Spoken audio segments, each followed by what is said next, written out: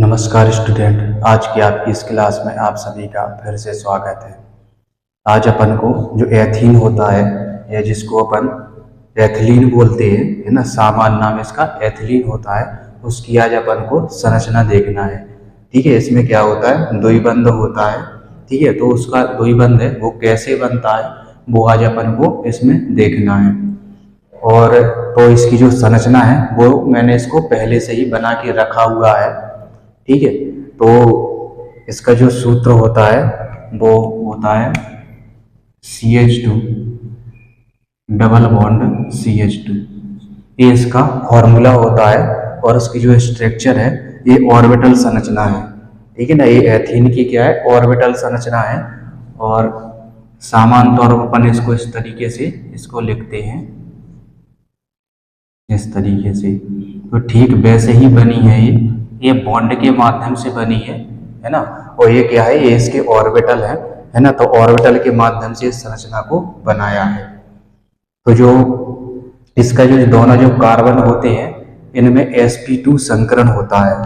ठीक है, जो कार्बन होते हैं ये sp2 संकृत अवस्था में होते हैं, दोनों के दोनों कार्बन।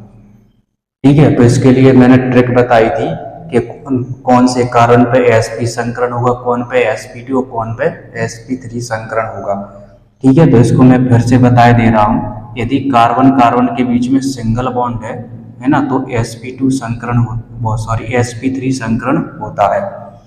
यदि कार्बन है, ठीक है ना, केवल क्या है, सिंगल बॉन्ड से बंधा हुआ है, सिंगल बॉन्ड है उसमें, तो उसमें sp3 संकरण होता है। वहीं पे यदि डबल बॉन्ड है कार्बन कार्बन के बीच में, तो इसमें जो संकरण होता है वो sp2 होता है। और इसके अलावा यदि कार्बन कार्बन पे ट्रिपल बॉन्ड है, ठीक है, तो इस पे sp संकरण होता है। और इसके अलावा अगर कहीं पे ऐसी कंडीशन देखने को मिल जाए तो इसमें भी क्या होता है, sp संकरण होता है। तो अब चूंकि इसमें क्या है, ये डबल बॉन्ड है, इसमें ये डबल बॉन्ड है। ठीक है, ये सिग्मा बॉन्ड कहलाता है और ये जो है ये पाई बॉन्ड है।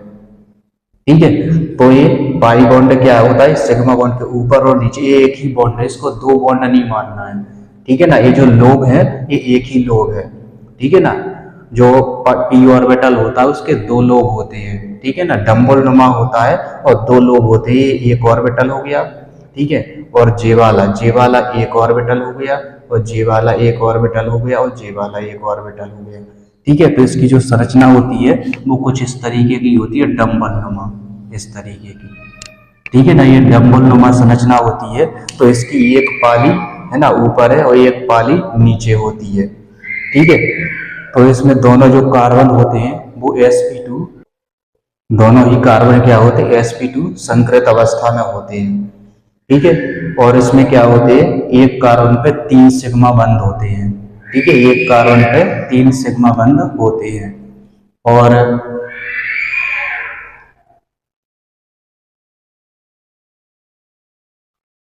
इसमें 3 सिग्मा बंध होते हैं। ठीक है, और ये क्या होती है, एक इसमें 3 सिग्मा बंध, इसमें 3 सिग्मा, और एक इसमें क्या होता है, ये पाई बंध होता है। ठीक है ना, कहने का मतलब ये है कि इसके जो दो बंध होते हैं हाइड्रोजन से, और एक जो बंध जो सिग्मा बंध होता है, ठीक है, तो ये क्या है, एक कार्बन कार्बन से जुड़ा रहता है।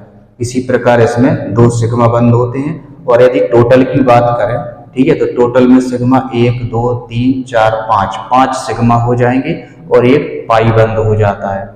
ठीक है ना, तो इसमें क्या है, ये साझा से होता है, ये इसका भी इलेक्ट्रॉन इसका भी इलेक्ट्रॉन, तो ये साझे से होता है। ठीक है ना, तो 2 इसमें ये सिग्मा बंद होते हैं। ठीक है, और ये 2 इसमें हाइड्रोजन में सिग्मा बंद, और एक जो सिग्मा बंद होता है ये कार्बन कार्बन के बीच में है ना बनता है ना, दोनों के जुड़ने से बनता है। तो इसमें दिखाया गया है।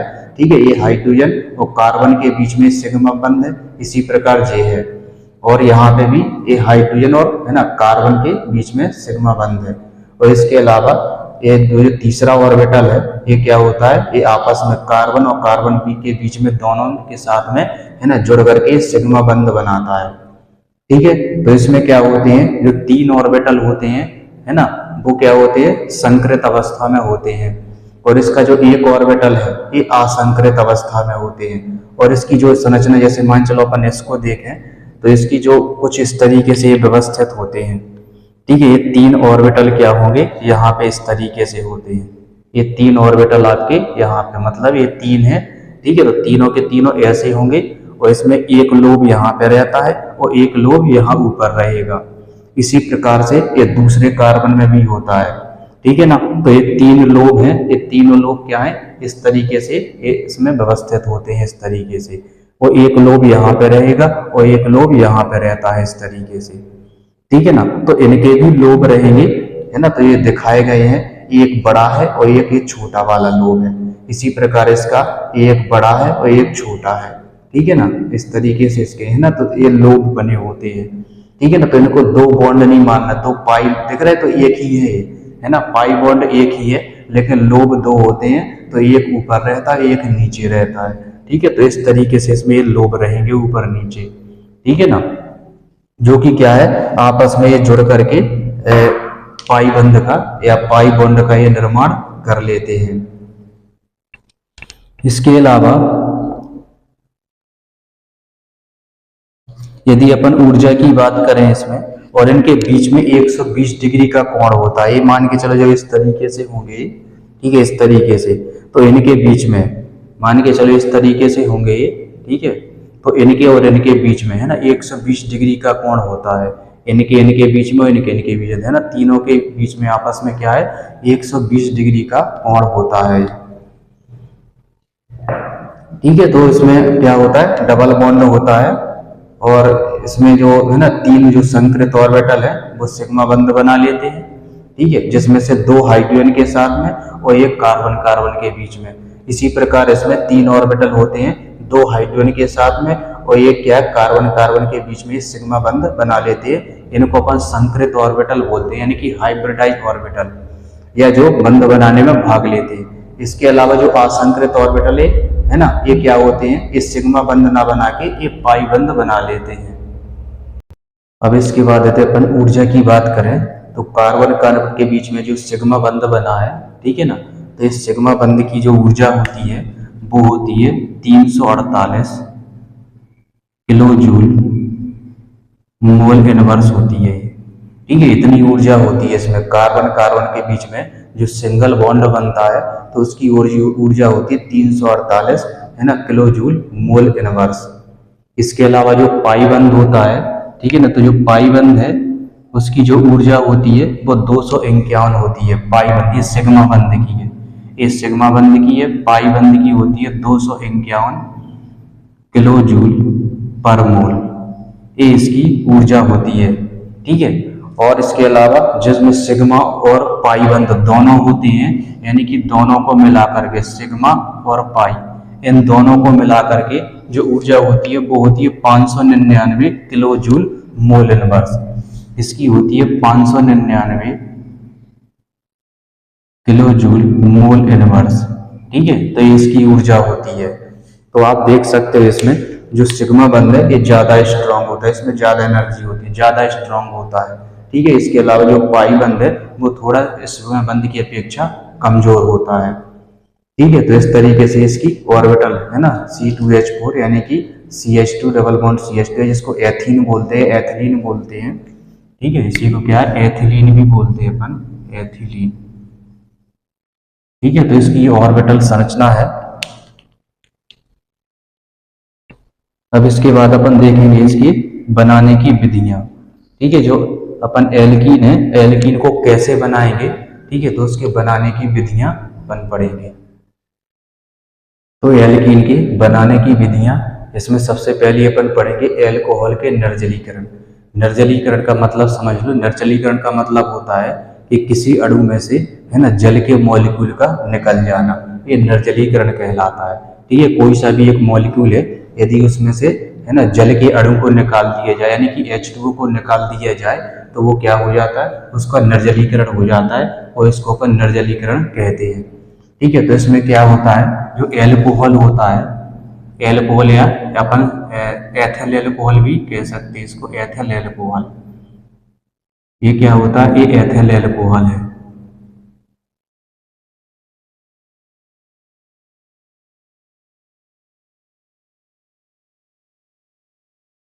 एथल एल्कोहल,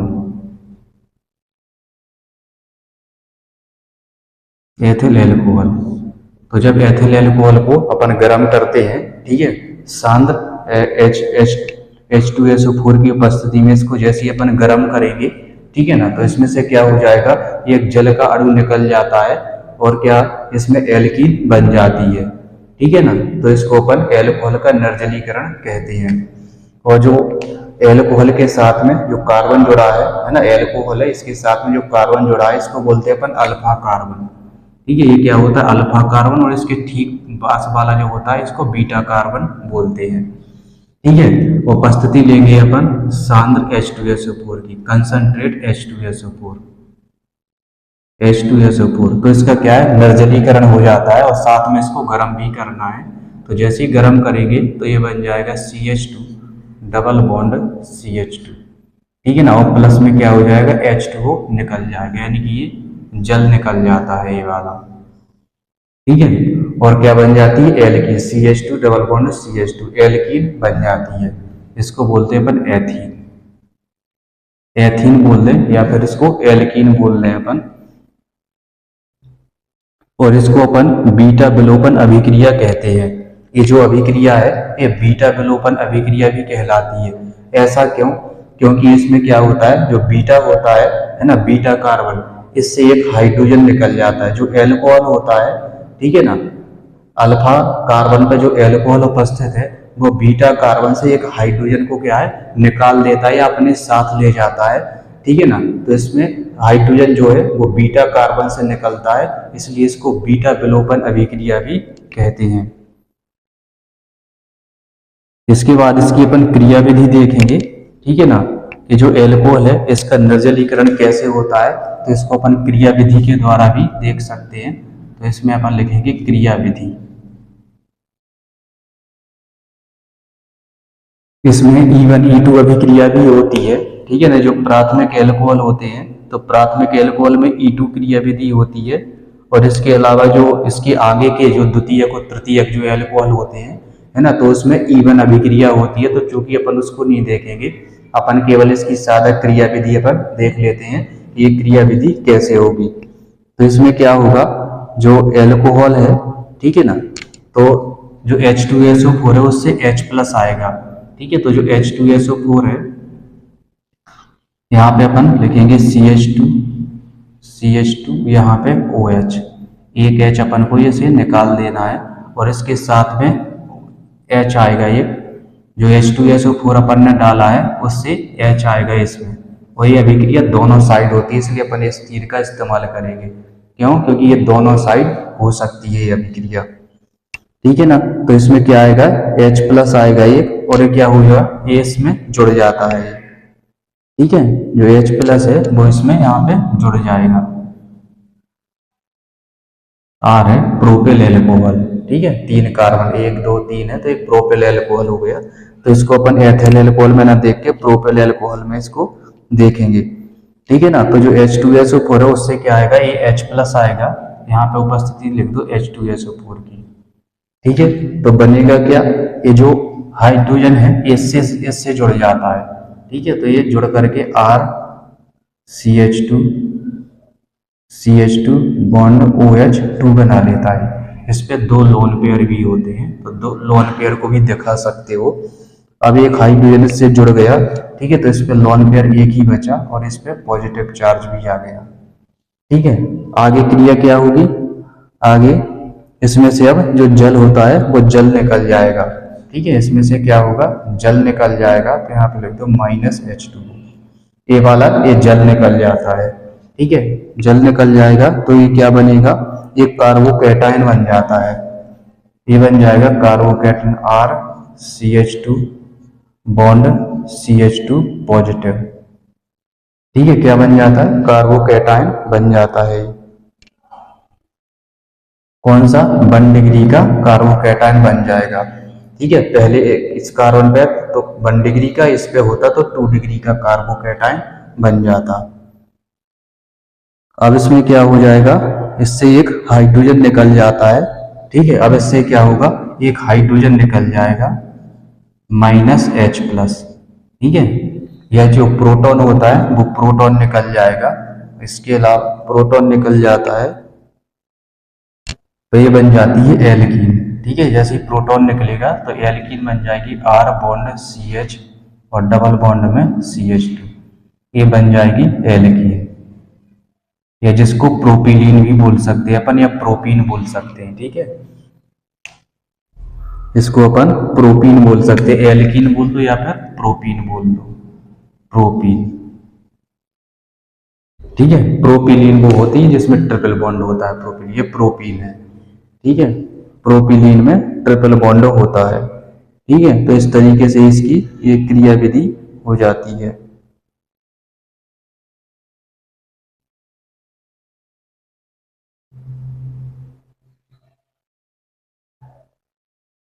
ये जो बनता है एक कार्बोकैटायन होता है, इसका नाम लिख लो, ये कार्बोकैटायन, कार्बोकैटायन, ये कार्बोकैटायन होता है। ठीक है, तो इस तरीके से इसकी ये क्रिया विधि हो जाती है।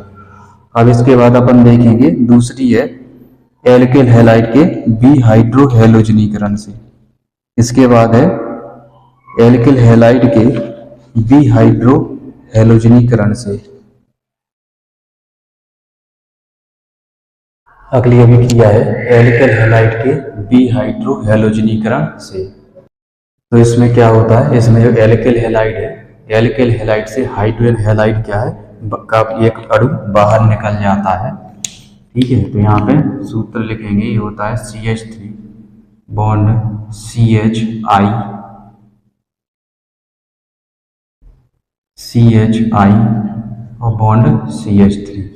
ठीक है, प्लस में लेना है अपन को KOH, एल्कोहलिक KOH, ये होता है एल्कोहलिक KOH।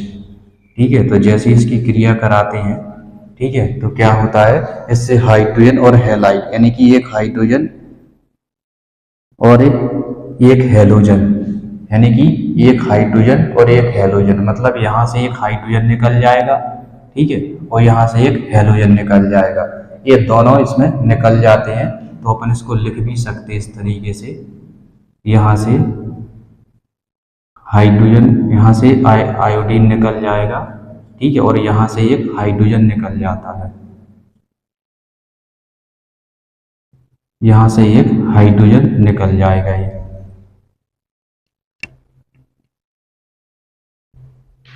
ठीक है, इससे क्या होगा, इससे एक हाइड्रोजन और एक इससे आयोडीन निकल जाएगा। तो जो आयोडीन है एक के से, यानी कि पोटेशियम की क्रिया करके पोटेशियम आयोडाइड बना लेता है, और ये OH है ना, हाइड्रोजन से क्रिया करके H2O बना लेता है, और साथ में क्या बन जाती है, एल्कीन बन जाती है। ये क्या बन जाती है, एल्कीन बन जाती है। तो ये हो जाएगा CH3 bond CH double bond CH।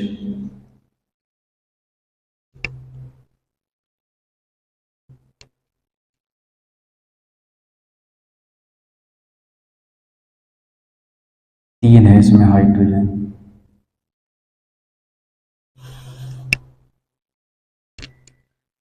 ठीक है, CH3 CHI और यहाँ पे CH3 KOH है। ठीक है, तो एक आयोडीन निकल जाएगा, तो एक इसमें हाइड्रोजन निकल जाएगा। ठीक है,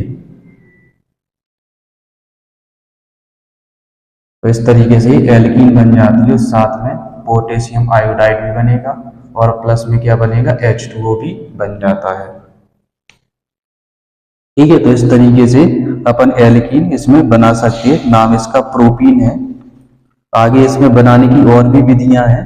ठीक है, तो इस विधियों को अपन है ना अगली क्लास में पढ़ेंगे, और जो आज की क्लास है वो यहीं पे अपन समाप्त करते हैं।